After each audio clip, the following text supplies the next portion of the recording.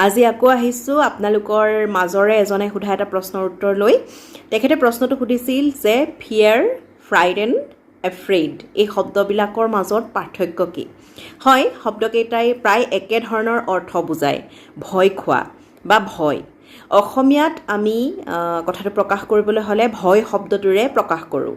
ভয় খাওঁ, ভয় কৰোঁ, ভয় লাগে, মোৰ আমুকৰ প্ৰতি ভয় আছে, ভয় খুৱাওঁ, ভয় খাইছোঁ ইত্যাদি ধৰণৰ কথাবোৰ প্ৰকাশ কৰিবলৈ আমি ভয় শব্দটো ব্যৱহাৰ কৰোঁ। কিন্তু ইংৰাজীত এই যে মই এতিয়া ক'লোঁ ভয় কৰোঁ, ভয় লাগে, ভয় খাইছোঁ, ভয় খুৱাইছোঁ, ভয় কৰিছোঁ, এই গোটেই বা মোৰ ভয় আছে, এই গোটেই কথাবোৰ বুজাবলৈ অলপ পাৰ্থক্য থকা কিছুমান শব্দ আছে।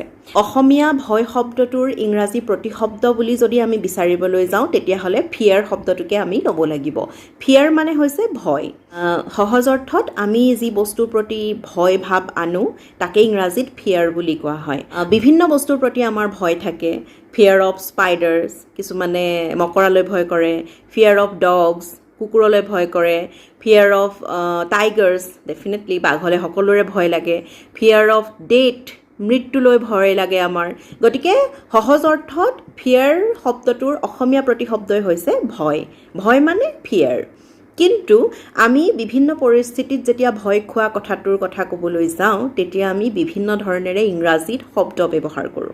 ইংৰাজীত ফিয়াৰ শব্দটোৱে ভয় বুজাই হয়, কিন্তু যিটো অৰ্থত আমি ফিয়াৰ ব্যৱহাৰ কৰোঁ সেয়া হৈছে এটা দীঘলীয়া কথা। তাৰমানে যে এই মুহূৰ্ততে মই ভয় খালোঁ, এৰি দিলোঁ, তেনেকুৱা নহয়।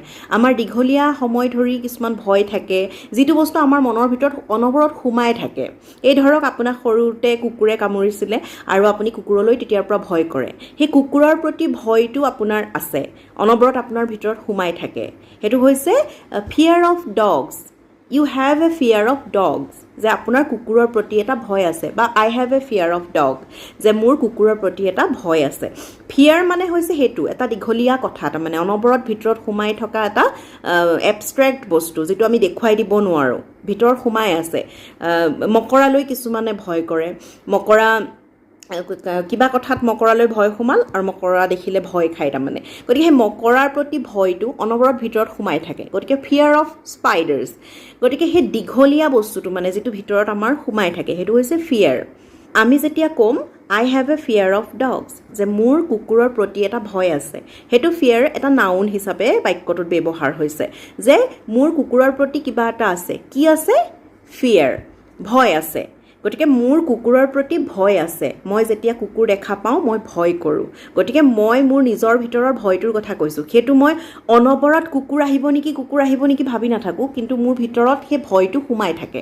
গতিকে সেইটো যদি মই কওঁ, সেই ফিয়াৰটো নাউন হিচাপে ব্যৱহাৰ কৰি পেলাই কথাটো কৈছোঁ যে I have a fear of dogs. এনেকুৱা নহয় যে মই কুকুৰ এটা দেখিলোঁ, ভয় কৰিলোঁ আৰু তাতে ভয়টো শেষ, তেনেকুৱা নহয়। মোৰ কুকুৰৰ প্ৰতি ভয় আছে, গতিকে সেইটো I have a fear of dogs. গতিকে সেইটো দীঘলীয়া এটা কথা, ভয় ভিতৰত সোমাই থকা, অনবৰত সোমাই থকা আমাৰ এটা ভয়, সেইটো হৈছে ফিয়াৰ। কেতিয়াবা ফিয়াৰটো ভাৰ্ব হিচাপেও ব্যৱহাৰ হয়, যিটোৱে কামটো কৰাটো বুজায়। এইটোতো মই যিটো আগতে ক'লোঁ কুকুৰৰ প্ৰতি ভয় আছে মোৰ, সেইটো ফিয়াৰটো নাউন। কিন্তু কেতিয়াবা ফিয়াৰটো ভাৰ্ব হিচাপে, অৰ্থাৎ আমি ভয় যেতিয়া কৰোঁ সেই কথাটো ক'বলৈও আমি ফিয়াৰ শব্দটো ব্যৱহাৰ কৰোঁ। I fear to walk outside at night, যে ৰাতি বাহিৰত খোজকাঢ়িবলৈ মোৰ ভয় লাগে। সেইটো এনেকুৱা নহয় যে মই আজি ৰাতি ভয় কৰিলোঁ কাইলৈ নকৰোঁ, তেনেকুৱা নহয়। সেইটো মোৰ সহজাত এটা স্বভাৱ যে মোৰ ৰাতি বাহিৰত খোজকাঢ়িবলৈ ভয় লাগে। I fear to walk outside at night.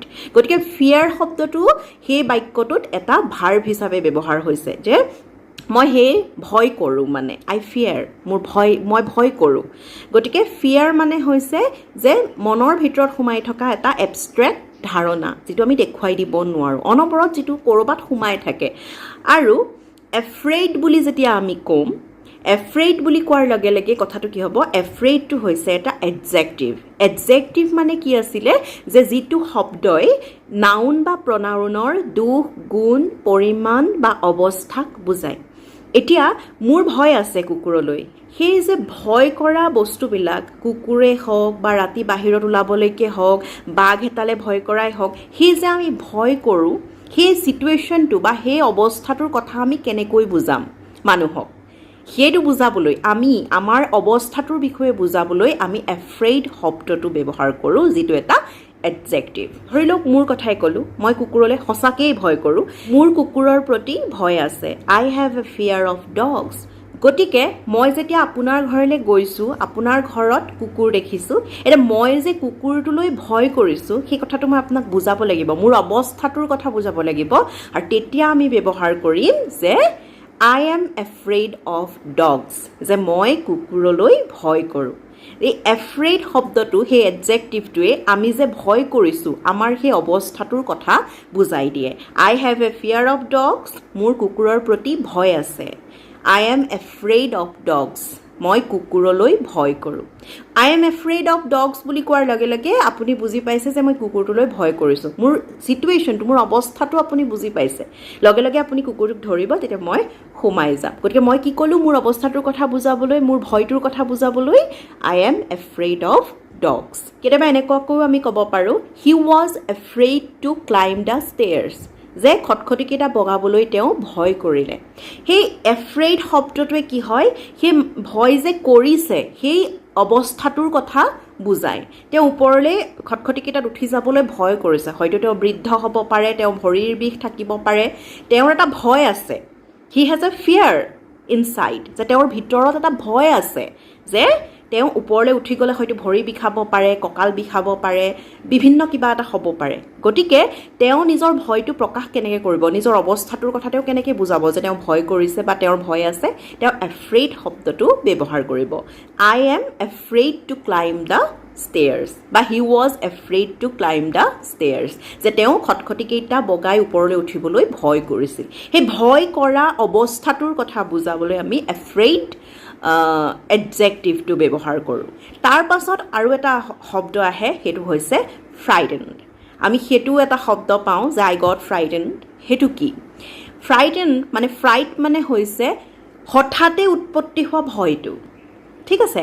ফিয়াৰ মানে ভিতৰত সোমাই থাকে যিটো বস্তু ভয়। যেতিয়া মই আপোনাক ক'ম যে মোৰ মকৰাৰ প্ৰতি ভয় আছে, I have a fear of স্পাইডাৰ্ছ, মকৰা এটা ৱালত আছে, মই ভয় কৰিছোঁ, তেতিয়া মই আপোনাক ক'ম যে আই এম এফ্ৰেইড অফ স্পাইডাৰ্ছ, মই মকৰালৈ ভয় কৰোঁ, এইটো খেদাই দিয়া। গতিকে চিটুৱেশ্যনটোৰ কথা বুজাবলৈ, মোৰ অৱস্থাটোৰ কথা বুজাবলৈ, মোৰ ভয়টোৰ কথা বুজাবলৈ মই এফ্ৰেইড শব্দটো ব্যৱহাৰ কৰিলোঁ। কিন্তু ফ্ৰাইটেণ্ড শব্দটোৱে কি বুজায়, বা ফ্ৰাইট মানে কি? এতিয়া মই আপোনাৰ লগত কথা পাতি আছোঁ, আপোনালোকৰ লগত, পিছফালৰ সেই দেৱালখনত যদি মই এটা মকৰা দেখোঁ, মোৰ কি অৱস্থা হ'ব? হঠাতে মই ভয় খাই যাম। সেইটোকে কোৱা হয় frightened. I got frightened to see the spider on the wall, যে সেই ৱালখনত মকৰাটো দেখি মই একদম চক খাই গ'লোঁ, ভয় খাই গ'লোঁ। সেই ছাডেন, হঠাৎ দেখি পেলাই যে আমি ভয় খাই যাওঁ, সেইটোৱে হৈছে ফ্ৰাইটেণ্ড। এই সন্মুখতে মোৰ এটা মকৰা আহি যায়, ডাঙৰ ক'লা মকৰা এটা, মই দৌৰ মাৰিম ভয়ত, হয়নে? মই সেইটো কি বুলি ক'ম? আই ৰেন অৱে ইন ফ্ৰাইট, যে মই ভয়ত পিতত হৈ দৌৰ মাৰিলোঁ। বা I got frightened to see the spider, যে মকৰাটো দেখি মই একদম ভয় খাই গ'লোঁ। সেইটো হৈছে ফ্ৰাইটেণ্ড, যে হঠাৎ আপুনি ভয় খাই গ'ল, একদম ছাডেন ফিয়াৰ এটা আপোনাৰ আহি গ'ল, ছাডেন শ্বক এটা আপুনি পাই গ'ল। যিটো বস্তুলৈ আপোনাৰ ভয় আছে, যিটোলৈ আপুনি ভয় কৰে, সেইটোৱে আপোনাৰ চকুৰ সন্মুখত পটককৈ ওলাই গ'লে আপুনি যিটো একদম ভয় খাই যাব, সেইটো হৈছে frightened. I got frightened to see the tiger crossing the road, যে সেই বাঘটোৱে ৰাস্তা পাৰ হোৱা দেখি মোৰ ভয় লাগি গৈছে, একদম মানে কঁপি গৈছোঁগৈ মই, সেই বস্তুটো ফ্ৰাইটেণ্ড। হঠাৎ আপুনি যেতিয়া ভয় খাই যায়, এনেইতো বাঘলৈ চবেই ভয় কৰে, we have a fear of tigers, হয়নে? We are afraid of tigers. কিন্তু হঠাতে সন্মুখত বাঘ এটা যদি সেই দূৰতো আপুনি দেখে, সেই বস্তুটো হৈছে ফ্ৰাইটেণ্ড। আপোনাক যে কঁপাই দিয়ে ভয়টোত হঠাতে, সেইটো। এতিয়া ধৰক আপুনি চাফাৰী কৰি আছে, জীপ চাফাৰী কৰি আছে, কাজিৰঙাত আমি চাফাৰী কৰোঁ, হয় নহয়? সন্মুখেৰে যে কেতিয়াবা বাঘটো পাৰ হৈ যায়, আমাৰ যিটো অৱস্থা হয় জীপখনত, ফ্ৰাইটেণ্ড হৈ যাওঁ আমি। বা পিছত যেতিয়া আমি কাৰোবাক ক'ম যে আমাৰ সন্মুখেৰে বাঘটো পাৰ হৈ গৈছিলে, আমাৰ যে ভয়ত অৱস্থা নাই, উই ৱেৰ ইন ফ্ৰাইট, আমি ভয়ত আছিলোঁ, সেইটো হৈছে ফ্ৰাইট বা ফ্ৰাইটেণ্ড। আৰু এটা আছে শব্দ, সেইটো হৈছে স্কেয়াৰ। স্কেয়াৰ মানে হৈছে এই যে কাৰোবাক আমি ভয় খুৱাওঁ। সৰুতে এই খেলটো আমি প্ৰায়ে খেলোঁ, দুৱাৰখনৰ চুকত ৰৈ থাকোঁ, সেইফালৰ পৰা আমাৰ যদি দাদা বাইদেউ ভাইটি কোনোবা আহি আছে, আমি যে হককৈ ভয় খুৱাই দিওঁ, আমি তেওঁক ভয় খুৱালোঁ, উই স্কেয়াৰ্ড হিম, আমি তেওঁক ভয় খুৱালোঁ। যেতিয়া ভয়টো খুওৱা হয় বা আপোনাক যেতিয়া কোনোবাই ভয় খুৱাই দিয়ে, সেইটো হ'ব স্কেয়াৰ। ইউ স্কেয়াৰ্ড মি, তুমি মোক ভয় খুৱাই দিলা দেই, প্লিজ ডোণ্ট স্কেয়াৰ মি, মোক ভয় নোখোৱাবা। ভয় খুওৱা বা ভয় খোৱাৰ ক্ষেত্ৰত স্কেয়াৰ, কোনোবাই যেতিয়া আপোনাক ভয়টো খুৱাই দিয়ে বা আপুনি ভয় খুৱাইছে কাৰোবাক, সেইটো হ'ব স্কেয়াৰ। কেতিয়াবা এনেকুৱা হয় নহয়, অদ্ভুত বেশভূষাত থকা কিবা এটা দেখিলে বা মানুহ এজনক দেখিলে অকণমানি ল'ৰা ছোৱালীবোৰে যে ভয় কৰে বা এনেকৈ আমি ভয় খুৱাই দিওঁ, কিবা মুখা চুখা এখন পিন্ধি ভয় খুৱাই দিওঁ, সেইটো হৈছে স্কেয়াৰ কৰা। Please do not scare the baby, যে অকণমানি ল'ৰাটোক ভয় নোখোৱাবা। The baby got scare to see you in this dress, যে এই সাজযোৰত তোমাক দেখি অকণমানিটোৱে ভয় খাই গ'ল। সেই ভয় খুওৱা আৰু কাৰোবাক দেখি ভয় খোৱা, ভয় খুৱাইছা আৰু মই ভয় খাই গৈছোঁ, সেইটো হৈছে scare. You scared me, I scared you, the baby got scared to see you in this dress, সেয়া ভয় খুওৱা। স্কেয়াৰ আমি আৰু এটা ধৰণেৰে ব্যৱহাৰ কৰিব পাৰোঁ, যিটো মোৰ ক্ষেত্ৰতো বহুত হৈ থাকে, আপোনালোকৰ লগতো হ'ব। মই যিহেতু মকৰালে ভয় কৰোঁ, ক'লা ডাঙৰ মকৰাবিলাক যে থাকে, মোৰ ভয় লাগে। গতিকে কি হয়, ৱালত মকৰাটো কেতিয়াবা দেখা পাওঁ, তাৰ পাছত মকৰাটো খেদাবলৈ বুলি সাজু হওঁতেই পটককৈ মকৰাটো লুকাই যায়, ক'ৰবাত পটককৈ সোমাই দিয়ে, বিচাৰি নাপাওঁ। সেই ক্ষেত্ৰতো আমি স্কেয়াৰ শব্দটো ব্যৱহাৰ কৰিব পাৰোঁ, যে মকৰাটোৱে আমাক ভয় খুৱাই দিলে, মানে ক'লে গলিতে আমি দেখা নাই, আমি জানো বা মই জানো যে মকৰাটো এই ৰুমটোৰ ভিতৰতে আছে, কিন্তু এতিয়া মই তাক দেখা নাই। গতিকে I was scared to see the spider, যে সেই মকৰাটো দেখি মোৰ ভয় লাগিল, মানে ক'ত গ'ল নেজানো, মই মাক মাতি আনিছোঁ বা কাৰোবাক মাতি আনিছোঁ ঘৰত থকা, যে চোৱাচোন চোৱা এই ৰুমটোতে মকৰাটো আছে, কিন্তু মই এতিয়া দেখা নাই, কিন্তু মই বিৰাট ভয় খালোঁ দেই, বা মই মকৰালে বিৰাট ভয় কৰোঁ, এইটো খেদাব লাগিব। আই ৱাজ স্কেয়াৰ্ড, সেইটোও স্কেয়াৰ হ'ব পাৰে। বা এনেকুৱাও হয় যে আপুনি ৰাতি বাহিৰলৈ ওলাবলৈ ভয় কৰিছে, যিটো মই প্ৰথমে কৈছিলোঁ যে I fear to walk outside at night, যে ৰাতি মোৰ বাহিৰলৈ যাবলৈ ভয় লাগে, কাৰণ বাহিৰখন আন্ধাৰ হৈ থাকে আৰু আন্ধাৰলৈ মোৰ অলপ ভয় আছে। সেই ক্ষেত্ৰতো আপুনি স্কেয়াৰ শব্দটো ব্যৱহাৰ কৰিব পাৰে, কাৰণ গধূলি আপুনি গম পায় যে গধূলি মানে আন্ধাৰ নামি আহে, গতিকে গধূলি আপুনি ওলাবলৈ ভাল নাপায়, আন্ধাৰলৈ আপোনাৰ অলপ ভয় লাগে, গতিকে সেই ক্ষেত্ৰতো আপুনি স্কেয়াৰ ব্যৱহাৰ কৰিব পাৰে।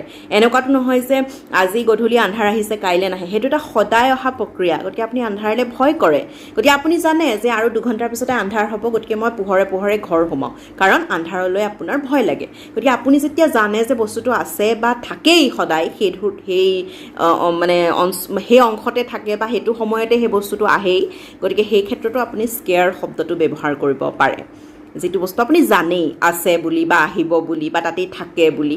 এই যে শব্দবিলাক I am afraid of dogs, I am scared to see the spider, এই শব্দবিলাক আচলতে ইণ্টাৰচেঞ্জেবল, যে ইটোৰ ঠাইত সিটো আমি ব্যৱহাৰ কৰিব পাৰোঁ। এনেকুৱা নহয় যে ষ্ট্ৰিক্ট নহয় যে য'ত স্কেয়াৰ তাত স্কেয়াৰে হ'ব বা য'ত এফ্ৰেইড লাগে এফ্ৰেইডে হ'ব, তেনেকুৱা নহয়। আপুনি মকৰাটো দেখি পেলাই ক'বও পাৰে যে I got frighten, I am afraid of the spider, যিকোনো ধৰণেৰে আপুনি ক'ব পাৰে, কাৰণ একদম সৰু সৰু পাৰ্থক্য আছে আৰু আমি ইটোৰ ঠাইত সিটো আচলতে ব্যৱহাৰ কৰিব পাৰোঁ। আই এম এফ্ৰেইড অফ ডগছ, মই কুকুৰলৈ ভয় কৰোঁ, সেই মোৰ অৱস্থাটোৰ কথা কৈছোঁ যে মই ভয় কৰোঁ কুকুৰলৈ। I am scared of dogs বুলিও আপুনি ক'ব পাৰে যে মই কুকুৰলৈ ভয় কৰোঁ, সেই ক্ষেত্ৰতো আপুনি স্কেয়াৰ্ড বুলিও আপুনি ক'ব পাৰে, কাৰণ এইকেইটা আচলতে ইণ্টাৰচেঞ্জেবল, মই কৈছোঁৱেই ইটোৰ ঠাইত সিটো বহুৱাব পৰা যায়, কিন্তু আচলতে পাৰ্থক্যখিনি চাই যদি আমি ব্যৱহাৰ কৰোঁ, তেতিয়াহ'লে আই এম এফ্ৰেইড অফ ডগছটো বেছি ব্যৱহৃত হয় আচলতে। আৰু এটা আছে টেৰৰ। টেৰৰ মানে হৈছে একদম এক্সট্ৰিম ফিয়াৰ, সেইটো আৰু ফিয়াৰ বুলি নহয়, মানে আৰু একদম এক্সট্ৰিম পৰ্যায়ৰ, চূড়ান্ত পৰ্যায়ৰ যিটো ভয়। আপোনাৰ সন্মুখতে দপ দপকৈ জুই একুৰা জ্বলি উঠিছে বা কিবা এটা বস্তু জ্বলি উঠিছে, বা মই কথা কৈ আছোঁ সন্মুখতে এহাত আঁতৰত যদি বাঘ এটা ৰৈ থাকে, মোৰ কি অৱস্থা হ'ব, সেই বস্তুটো বুজাবলৈ আমি টেৰৰ শব্দটো ব্যৱহাৰ কৰোঁ, যে মই যেতিয়া বাঘটো দেখি মোৰ এহাত আঁতৰত বাঘটো আছে, মই যে দৌৰি গুচি যাম, আই ৰেন এৱে ইন টেৰৰ, যে মই ভয়ত একদম কম্পমান হৈ পলাই গুচি আহিলোঁ, সেইটো টেৰৰ, সেইটো চূড়ান্ত ভয়টো। তাৰমানে মোৰ সন্মুখতে যদি কিবা বস্তু এটা দপদপকৈ জ্বলি গুচি যায়, গতিকে সেই বস্তুটোক আমি টেৰৰ বুলি ক'ম, সেইটোতো মানে চূড়ান্ত যিটো, সেইটো terror. I got terrified to see the tiger, যে বাঘটো মোৰ সন্মুখত দেখাৰ লগে লগে মই একদম টেৰিফাইড হৈ গৈছোঁ পূৰা। গতিকে সেই টেৰৰ বা টেৰিফাইড আমি কেতিয়া ব্যৱহাৰ কৰোঁ, চূড়ান্ত ভয় যেতিয়া আমি খাওঁ, সন্মুখত যেতিয়া চূড়ান্ত পৰ্যায়ৰ কিবা এটা দেখা পাওঁ, সেইটো হৈছে terror. I ran away in terror, I got terrified, গতিকে সেইখিনি হৈছে ভয়ক লৈ পেলাই আমি ইংৰাজীত ব্যৱহাৰ কৰা শব্দ। গতিকে আজি মই যিমান পাৰোঁ আচলতে ক'বলৈ চেষ্টা কৰিলোঁ, মই নাজানো মই কিমান বুজাব পাৰিছোঁ, কিন্তু চেষ্টা কৰিলোঁ।